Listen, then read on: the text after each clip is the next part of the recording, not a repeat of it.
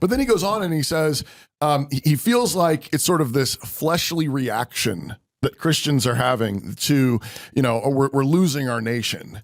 And he says, and it seems like what this primarily is trying to like basically have some kind of theological justification for our flesh, and that doesn't seem right because we shouldn't, we're not trying to take over the country.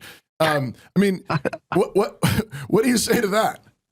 I'm glad you brought that up because I did forget that was one of the main things I wanted to talk about with regard to that clip. But that kind of comment is just to me so astonishing, and I'm not exaggerating. It's astonishing that somebody would go after the idea of Christians in whatever culture, whatever nation wanting to actually see that nation come under the rule of Christ and submission to His lordship and to turn to Him in faith, and that to be just seen across the board. I want this nation to come to Christ. I want my nation to know Jesus. Right. And, these people really want this. They actually think it's going to happen. It's like, on what basis? Is it fleshly for me to appeal to Matthew 28:18-20? Probably. Is it fleshly for me to believe Daniel chapter 7, verses 13-14? Is it fleshly to actually desire to see that the nation comes under the obedience of Christ in Romans 1, Romans 16? I mean, I thought this stuff was like standard fair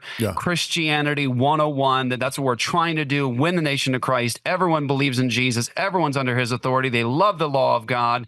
They're taught what Jesus has commanded.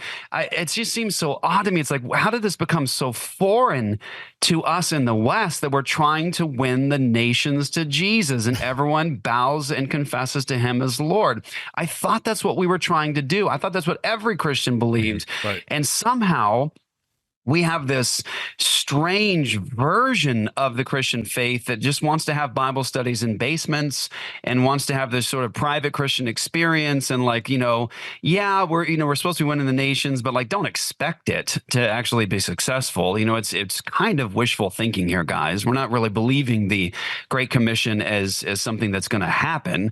So I find it, with as much respect as I can muster towards these guys, I find it astonishing that they speak in the way that they do about the kingdom of Christ and its victory in the world.